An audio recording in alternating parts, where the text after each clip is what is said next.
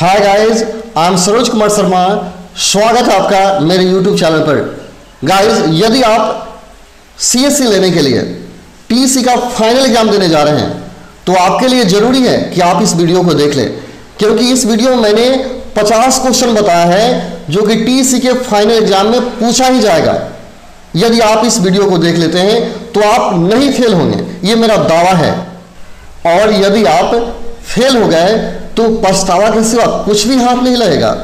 साथियों, एक बात और आपको बता दें कि यदि आपको यह वीडियो अच्छा लगे तो चैनल को जरूर सब्सक्राइब कीजिएगा, क्योंकि ऐसा जानकारी कोई यूट्यूबर अभी तक नहीं दिया है। तो चलिए हम लोग क्वेश्चन और आंसर शुरू करते हैं।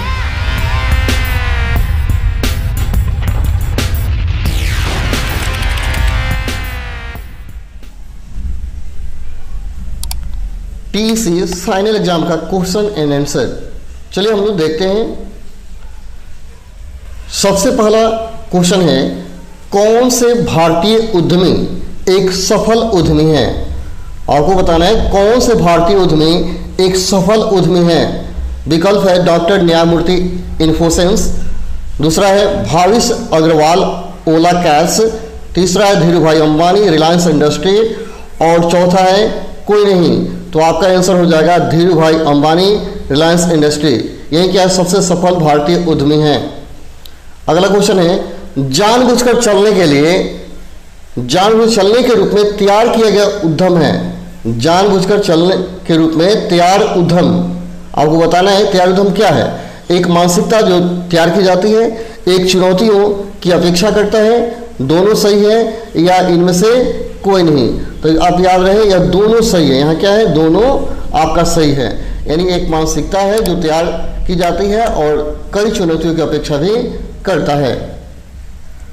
अगला क्वेश्चन, एक सफल उद्यमी के लिए क्या ध्यान में रखना चाहिए? एक सफल उद्यमी के लिए अंदर क्या होना चाहिए? विकल्प है धीरज, रोगी, पैसा या भाग्य। तो आपका आंसर होगा उसके अंदर धीरज होना चाहिए। ठीक है। अगला है, उद्यमिता धन पैदा करने का अवसर है। उद्यमिता धन पैदा करने का अवसर है। तो याद रहे कि जो उद्यमिता है वह धन पैदा करने का अवसर नहीं है, यानी यह क्या है गलत है। आपका विकल्प 2 सही होगा, गलत है। चौथा, उद्यमी बहुत तेजी से अमीर बन सकता है। हाँ, बिल्कुल बन सकता है। यदि उद्यमी को सब कुछ ज्ञान हो, अच्छा ज्ञान हो, तो निश्चित वो तेजी से अमीर बन सकता है। छठा है, एक नए विचार के साथ नया उद्यम शुरू करना उद्यमिता कहलाता है। एक नए विचार के साथ नया उद्यम करना उद्यमिता कहलाता है। हाँ, बिल्कुल सही है। नए विचार के साथ हम उद्यम शुरू करेंगे तो उद्यमिता न कहलाएगा, ये सही है। इसका अथवा है, इसी क्वेश्चन ऐसे पूछ सकता है, एक नए विचार के आधार पर व्यवसाय शुरू करने वाले सभी लोग सफल होते हैं। तो याद रहे, नए विचार के आधार पर जितने लोग व्यवसाय शुरू करते हैं कोई जरूरी नहीं है कि वे सफल होंगे, अतः यह गलत है। ठीक है। अगला 7वां, इनमें से कौन उद्यमशीलता का एक उदाहरण है? इनमें से कौन उद्यमशीलता का एक उदाहरण है? विकल्प है एक शहर में नए प्रकार की रेस्तरां शुरू करना, कॉल सेंटर में काम करना, एक कोचिंग सेंटर में पढ़ाना है, एक कंपनी में बॉस द्वारा दिए गए कार्यों को प्रभावित करना और पूरा करना। तो याद रहे, आप उद्यमशील व्यक्ति हैं। उद्यमशील व्यक्ति वही होता है जो कहीं जाकर अपना खुद का काम करता है। अतः विकल्प ए सही होगा, एक शहर में नए प्रकार का रेस्तरां शुरू करना। अतः ये आपका सही है। एक उद्यमी वह होता है जो इन गतिविधियों के फी में शामिल होता है: प्रबंधन, आयोजन, नवाचार, जोखिम ग्रहण करना इत्यादि। यानी कहना है, पूछना चाह रहा है कि उद्यमी में क्या ये सब गुण होता है? क्या ये बात सही है? क्या ये बात सही है? तो याद रहे हाँ सही है, क्योंकि जो उद्यमी व्यक्ति है वही जोखिम ग्रहण करता है, वही प्रबंधन करता है, वही आयोजन करता है, उसमें ये सारी गुण होती है, अतः यह सत्य है। एक उद्यमी निम्नलिखित गतिविधियां करता है: प्रबंधन, आयोजन और सभी निर्णय स्वयं लेता है। लेकिन याद रहे, उद्यमी सब निर्णय खुद नहीं लेता है, उसके बहुत सारे प्रबंधक होते हैं, कार्यकर्ता होते हैं जो इसका निर्णय लेते हैं, अतः यह गलत है। ये क्या है? गलत है। अगला 10 नंबर, एक उद्यमी वह व्यक्ति होता है जो कम जोखिम उठाता है और प्रयोग से बचता है, या क्या बचता है और प्रयोग से बचता है। तो याद रहे, एक उद्यमी प्रयोग से कभी बचता नहीं है, गलत कह रहा है। अतः आपका बी विकल्प सही है, यानी यह गलत कह रहा है। 11वां क्वेश्चन है, एक सफल उद्यमी बहुत तेजी से अमीर बन सकता है? हाँ बिल्कुल सही है कि हाँ बहुत तेजी से अमीर बन सकता है। ये क्वेश्चन रिपीट हो गया है। अगला, एक नए विचार के आधार पर व्यवसाय शुरू करने वाले सभी लोग हमेशा सफल होते हैं? तो याद रहे, नए विचार के आधार पर व्यवसाय शुरू करने वाले सभी लोग सफल नहीं होते हैं। अतः यह क्या है? गलत है। आपका विकल्प नंबर बी सही है, यानी यह बात गलत है कि सब लोग सफल नहीं होते, कुछ लोग फेलुअर भी हो जाते हैं। 13वां क्वेश्चन है, 92% स्टार्टअप शुरू होने के पहले 3 वर्ष के भीतर सफल होते हैं। कहता है 92% स्टार्टअप शुरू होने के पहले 3 वर्ष के भीतर सफल होते हैं। तो याद रहे, ऐसा कोई जरूरी नहीं है कि कोई स्टार्टअप 3 वर्ष के अंदर ही सफल हो जाए।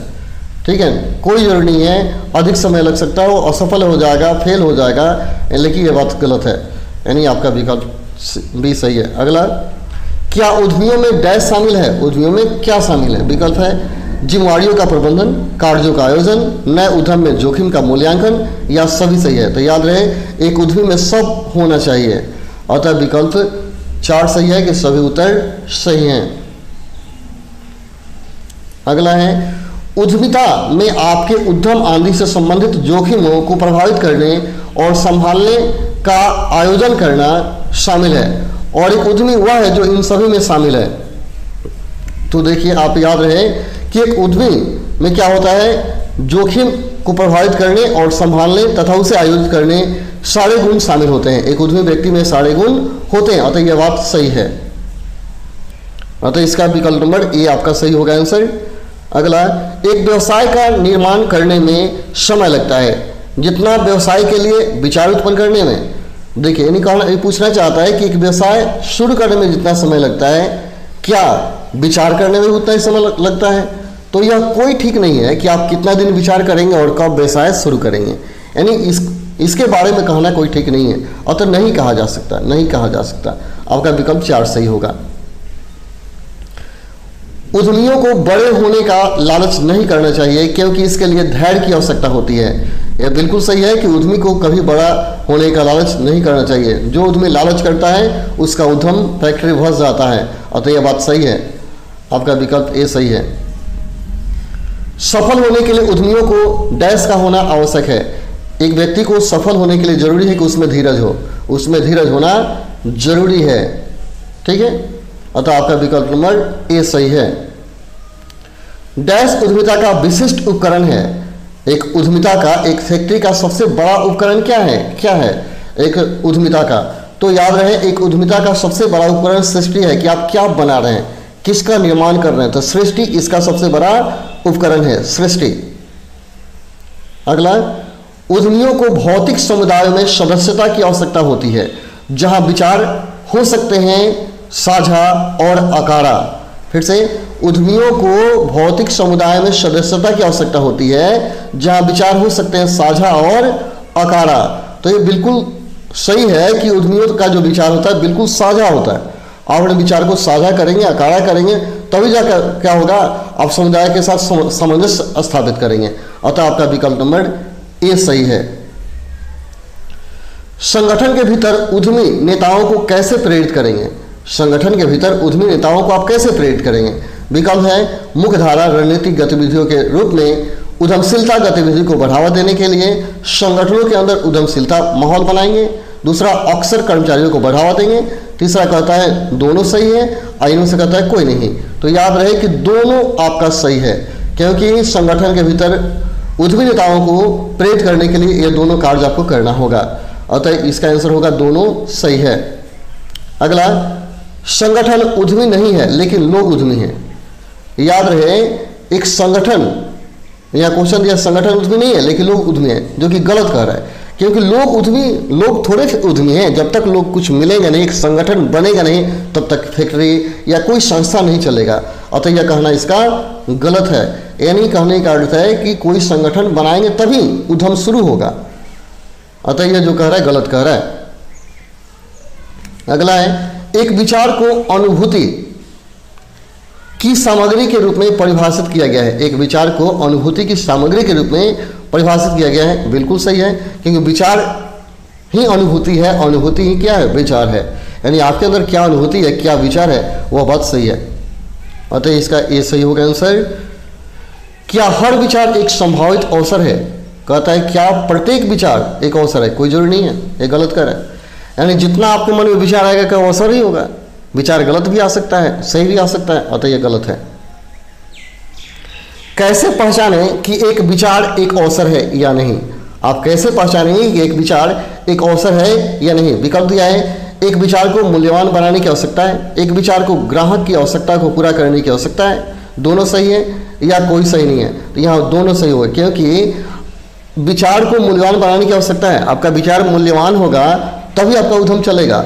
एक विचार को ग्राहक की आवश्यकता को पूरा करने की आवश्यकता है। आपके अंदर वैसा विचार आना चाहिए जो ग्राहक क्या मांगता है, उसकी क्या जरूरत है, उसे पूरा कर सके, अतः ये दोनों सही है। हमें एक विचार का मूल्यांकन करने की आवश्यकता क्यों है? हमें अपने विचार का मूल्यांकन करने की आवश्यकता क्यों है? तो देखिए, यह जानने के लिए कि ग्राहक के विचार के अंतिम उत्पाद को खरीदेगा या नहीं। बिल्कुल सही कह रहा है कि यदि हम नहीं जानेंगे कि ग्राहक को खरीदेगा या नहीं खरीदेगा तो हम कैसे किसी चीज़ का उत्पादन करेंगे। सही है। यह जानने के लिए कि क्या उद्यमी एक मूल्यवान उत्पाद को एक विचार से बाहर कर सकता है। बिल्कुल। यह जानने के लिए कि उद्यमी किसी विचार से लाभ कमाएगा या नहीं, लाभ कमाएगा या नहीं। फिर से देखिए, एक मिनट, यह कह रहा था हमें एक विचार का मूल्यांकन करने की आवश्यकता क्यों है? यह जानने के लिए कि ग्राहक किसी विचार के अंतिम उत्पाद खरीदेगा नहीं सर, ये गलत है। यह जानने के लिए कि क्या उद्यमी मूल्यवान उत्पाद को एक विचार से बाहर कर सकता है, ये भी गलत कर रहा है। यह जानने के लिए उद्यमी किसी विचार से लाभ कमाएगा या नहीं, यह आपका सही होगा, क्योंकि आपका जो विचार है उस विचार से आप लाभ कमा पाएंगे कि नहीं कमा पाएंगे, इसीलिए मूल्यांकन करने की जरूरत है। जब तक आप मूल्यांकन नहीं करेंगे तब तक आपको लाभ नहीं होगा, लाभ नहीं होगा तो आपका उद्यम चलेगा नहीं, और तो आपका विकल्प नंबर सी सही है। अगला, सफल उद्यमिता के लिए तकनीकी ज्ञान और बाजार ज्ञान को संतुलित करने की क्षमता की आवश्यकता होती है।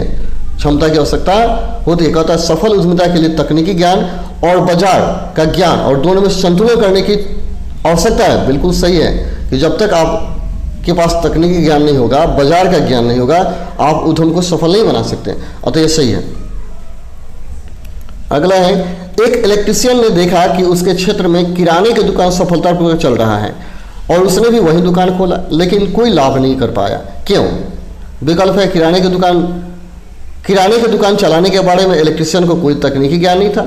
इलेक्ट्रीशियन ने महसूस नहीं किया कि पहले से ही क्षेत्र में 3 किराने की दुकानें, दोनों सही है, कोई सही नहीं है। बिल्कुल पहला सही है कि उसको पता ही नहीं था कि किराने का दुकान कैसे चलाया जाए, क्योंकि वो इलेक्ट्रीशियन है, वो इलेक्ट्रिक का दुकान चलाता है, किराने का दुकान कैसे चलाएगा, अतः विकल्प नंबर ए सही है। कैश फ्लो केवल उस नकदी के बीच का अंतर है जो प्रवाह में बहती है और नकदी जो बाहर बहती है।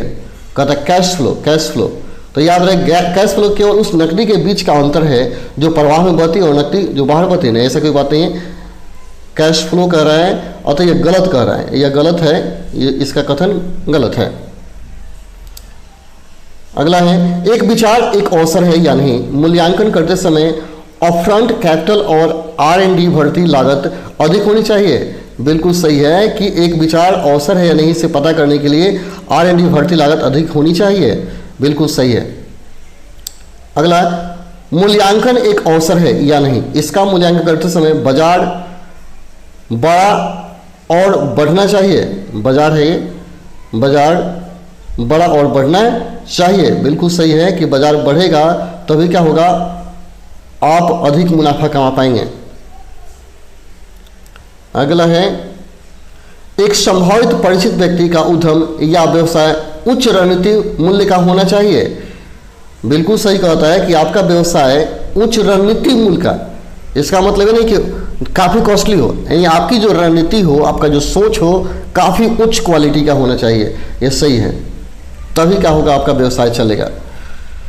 डैश संसाधनों का मौद्रिक मूल्य है, जैसे सामग्री, श्रम और ओवरहेड्स, जिसका उपयोग किसी सेवा के उत्पाद या वितरण के लिए किया जाता है। कहता है डैश संसाधनों का मौद्रिक मूल्य है। संसाधनों का मौद्रिक मूल्य क्या है? तो मौद्रिक मूल्य आपका लागत है, जितना लागत लगाएंगे उसी के अनुसार क्या हो, वितरण और उत्पादन आप कर पाएंगे। अगर नहीं लगाएंगे तो उत्पादन होगा नहीं, और तो लागत होगा आपका आंसर, लागत। अगला, प्रत्यक्ष बनाम अप्रत्यक्ष लागत। विभिन्न लागत वस्तुओं के साथ उनके जुड़ाव पर आधारित है, उनके जुड़ाव पर आधारित है। और तो ये बात बिल्कुल सही है कि प्रत्यक्ष और अप्रत्यक्ष है जुड़ाव पर ही दोनों जुड़ा हुआ है। दोनों क्या है? प्रत्यक्ष तथा अपरोक्ष, प्रत्यक्ष एक दूसरे का पहलू है। और तो सही बात है। वे लागत जो उत्पादन के स्तर में बदलाव की परवाह किए बिना अल्पावधि में भिन्न नहीं होते हैं, उन्हें डैश लागत कहा जाता है। उन्हें डैश लागत कहा जाता है। तो याद रहे, उनको प्रत्यक्ष लागत कहा जाता है, प्रत्यक्ष लागत कहा जाता है। वे लागत जो उत्पादन के स्तर में बदलाव की परवाह किए बिना अल्पावधि में भिन्न नहीं होते हैं, उन्हें प्रत्यक्ष लागत कहा जाता है। अगला, Reliance fresh, D mart, big बाजार जैसी रिटेल कंपनियों के पास डैश में डैश डिग्री रूपांतरण है। तो कहता है निम्न से मध्यम, मध्यम से उच्च, नीचे से ऊपर या ऊपर से नीचे। तो याद रहे, हमेशा नीचे से ऊपर ही चलता है, नीचे से ऊपर चलता है, नीचे से ऊपर तक। ये आपका विकल्प नंबर सी सही है। डैश बेची गई वस्तुओं की लागत के प्रमुख निर्धारक हैं जो P&L कथन पर दिखाई जाती है। विकल्प है अप्रत्यक्ष लागत, निश्चित लागत, खर्च की गई की लागत या सामान्य का मूल्य। तो याद रहे, सामान का जो मूल्य है वही ने लागत का निर्धारण करता है। तो सामान का यानी जो प्रोडक्ट है उसका मूल्य वही निर्धारण करता है। अगला है आउटपुट के डैश, आउटपुट के उत्पादन में सीधे उपयोग की जाने वाली किसी भी सामग्री की लागत है। कहता है वो कौन है जो आउटपुट के उत्पादन में, आउटपुट के उत्पादन में। तो आउटपुट बने क्या? जो मार्केट से आपको मिलता है, प्राप्त होता है, वो क्या लागत है? वो क्या है? सामान का लागत। सामान वो प्रोडक्ट जो है, प्रोडक्ट का लागत है, प्रोडक्ट कॉस्ट है। आपका विकल्प नंबर बी सही है। यानी प्रोडक्ट को जितना आप लागू करेंगे उतना ही ना कमाएंगे, जितना लागू करेंगे उतना कमा पाएंगे। डैश लागत में शामिल व्यक्तियों को वेतन, बोनस, बीमा, पेंशन लाभ, अर्जित अवकाश आदि शामिल है। विकल्प है अतिरिक्त, प्रत्यक्ष सामग्री लागत, प्रत्यक्ष लेबर लागत या अनपेक्षित लागत, या अनपेक्षित लागत। याद रहे, यह जो भी बीमा, पेंशन, ये सब जो भी होता है ये सब अतिरिक्त लागत से होता है, अतिरिक्त लागत है, एक्स्ट्रा। अगला क्वेश्चन है उत्पादन स्तर के साथ बदलती लागत को परिवर्तनीय लागत कहा जाता है। उत्पादन स्तर के साथ बदलती लागत को परिवर्तनीय लागत कहा जाता है। विकल्प है सामान का मूल्य, प्रत्यक्ष सामग्री लागत, परिवर्तनीय लागत, निश्चित लागत। तो याद रहे, यहाँ कहता है कि उत्पादन स्तर के साथ बदलती लागत को परिवर्तनीय लागत कहा जाता है। तो क्या है? प्रत्यक्ष सामग्री लागत है। सामग्री में जितना प्रत्यक्ष लागत होगा वही निर्धारित करता है कि उत्पादन होने के बाद उसमें जो लागत आएगा वो बदलाव होगा या नहीं, बदलेगा या नहीं। ठीक है, फिर से क्वेश्चन समझिए। कहता है उत्पादन स्तर के साथ बदलती लागत को परिवर्तनीय लागत कहा जाता है। यानी उत्पादन में जो सामग्री बना उसका जो कॉस्ट मार्केट में दिया गया वो क्या है? लागत पर ही निर्भर करता है कि मैंने कितना लगाया और कितना मार्केट में चलेगा। यानी प्रत्यक्ष सामग्री लागत आपका आंसर होगा। डैश लागत वे हैं जो पूरी तरह से भस्म हो गए हैं या वे लाभ जिनसे व्यवसाय प्राप्त होते हैं। ये भी क्या होगा? प्रत्यक्ष लागत ही है, ये प्रत्यक्ष लागत ही है जिस पर आपका व्यवसाय चलता है। एक सफल उद्यमी की विशेषता या लक्षण क्या है? सबसे अच्छा विकल्प चुनिए। एक सफल उद्यमी के अंदर क्या होना चाहिए? जोखिम लेने वाला, लक्ष्य उन्मुखी, अनिश्चितता पर कायम रहे, या ऊपर के सभी। आपका आंसर होगा ऊपर के सभी सही है, सबके सब सही हैं। आपके अंदर सारी होनी चाहिए, जोखिम लेने की क्षमता होनी चाहिए, आप लक्ष्य उन्मुखी हो, आप अनिश्चितता पर भी कायम रहें, यानी आपके अंदर धीरज होनी चाहिए। अतः सबका सब सही है। एक सफल उद्यमी की विशेषता क्या नहीं है? एक सफल उद्यमी की विशेषता क्या नहीं है? विकल्प अच्छा संचार कौशल, मजबूत तकनीकी ज्ञान होना चाहिए, स्थिति कठिन होने पर आधे रास्ते छोड़ देते हैं। तो देखिए ऐसा कुछ नहीं होना चाहिए उसके अंदर कि आधे रास्ते छोड़ के भाग जाए। आपका विकल्प नंबर सी होगा। यानी आप कोई काम शुरू किए, आपको लाभ नहीं होता तो छोड़ भाग जाएंगे, यानी ऐसा आपके अंदर नहीं होना चाहिए। ठीक है, अगला है उद्यमी हमेशा चीज़ों को करने के नए तरीकों की तलाश में रहते हैं और वे उन्हें कैसे बना सकते हैं, यह किस विशेषता की चर्चा की जा रही है। यहाँ कहता है उद्यमी हमेशा चीज़ों को करने की, नई चीज़ों करने की तरीका का तलाश करते हैं और उन्हें कैसे बना सकते हैं इसका हमेशा तलाश करते हैं। यहाँ उसकी कौन सी विशेषता की चर्चा हो रही है? तो ये क्या है, आशावादी विशेषता है, वो आशावादी प्राकृतिक विशेषता है। वो सोचते हैं कि मैं कुछ नया कर जाऊंगा तो भविष्य में कुछ हमको मिलेगा, तो ये आशावादी है, वो आशा के आधार पर काम करते हैं। अगला है, उद्यमी अपने उत्पाद या सेवा को प्रभावी रूप से ग्राहकों और ग्राहकों को भेजता है। यहाँ किस विशेषता की चर्चा की जा रही है, यानी ग्राहक को उत्पाद को भेजता है, इसका अर्थ है अपने लक्ष्य को पूरा करना चाहता है, अपने लक्ष्य को पूरा करना चाहता है, और तो आंसर होगा लक्ष्य उन्मुखी है। उद्यमी क्या है, लक्ष्य को पूरा करने के लिए काम कर रहा है, अतः विकल्प 2 सही है, लक्ष्य उन्मुखी। उद्यमी अनिश्चितता और संभावित विफलता को उन्हें ऐसा करने से नहीं रोक सकते जो करने की आवश्यकता है। यह किस विशेषता की चर्चा की जा रही है, किस विशेषता की चर्चा की जा रही है, तो याद रहे उसके अंदर मजबूत तकनीकी ज्ञान है, इसकी विशेषता, इसकी चर्चा की जा रही है। डैश ज्ञान का मूल्यांकन आत्मसात और शोषण करने की क्षमता है। डैश ज्ञान का मूल्यांकन आत्मसात और शोषण करने की क्षमता है, तो याद रहे आत्मसात करने की क्षमता, आत्मसात करने की क्षमता है, ठीक है, जो ज्ञान का मूल्यांकन करता है। विकल्प नंबर 2 सही है आपका। निरपेक्ष क्षमता पूर्ण से संबंधित है, संबंधित ज्ञान को समझने में सक्षम है, कि मूल्य को पहचानता है और नई जानकारी का उपयोग करता है। यानी यह बात सही है कि गलत है, याद रहे यह बात सही है, क्योंकि निरपेक्ष क्षमता पूर्ण से संबंधित होता है और संबंधित ज्ञान को समझने में सक्षम है, अतः यह सही है। एक सफल उद्यमी बनने के लिए पूर्व ज्ञान या भरोसेमंद विशेषता का होना क्यों महत्वपूर्ण है, होना क्यों महत्वपूर्ण है, तो याद रहे कि आप सफल उद्यमी तभी बन पाएंगे जब आपको पूर्व ज्ञान अपेक्षा गठन में योगदान देता है। ये कहता है कि पूर्व ज्ञान अपेक्षा गठन में योगदान देता है, विचार में निवेश करने या ना करने जैसे निर्णय लेने में मदद करता है। पूर्व ज्ञान बहुत मदद नहीं करता है, इसकी कोई आवश्यकता नहीं है। यानी आपका विकल्प ए और बी दोनों सही होगा, क्योंकि यह आपके अंदर क्या होगा, सफल उद्यमी तभी बन पाएंगे और जब आपके अंदर क्या होगा, पूर्व ज्ञान होगा, आपके अंदर भरोसा होगा। तो वही कहता है पूर्व ज्ञान अपेक्षा गठन में संगठन में योगदान देता है, विचार में निवेश करने या न करने जैसे निर्णय लेने में मदद करता है। ए और बी दोनों सही, ए और बी दोनों सही हैं। एक सफल दर्जी कुछ नया करने की कोशिश करना चाहता था, इसलिए उन्होंने अपने क्षेत्र में एक स्ट्रीट फूड रेस्टोरेंट खोला, लेकिन उनका रेस्टोरेंट ठीक से नहीं चला और आखिरकार उन्हें बंद करना पड़ा। क्यों? विकल्प है जोखिम लेने वाला नहीं था, वह लक्ष्य उन्मुखी नहीं था, उसे रेस्टोरेंट चलाने ज्ञान नहीं था, उसमें कोई सही नहीं है। याद रहे एक दर्जी रेस्तरां क्या चलाएगा, क्योंकि उसको रेस्तरां चलाने ज्ञान नहीं था, अतः विकल्प नंबर सी सही है। चलिए तो आज आप इन 50 प्रश्नों को अच्छा से तैयार कर लें। कल सुबह पुनः मैं आपको 50 प्रश्न दूंगा, जिसको तैयार करके आप ऑनलाइन एग्जाम देंगे, और इन 100 प्रश्नों में से 50 निश्चित रूप से वही होंगे जो परीक्षा में पूछे जाएंगे। चलिए आज के लिए इतना ही, तब तक के लिए धन्यवाद। जय हिंद, जय भारत।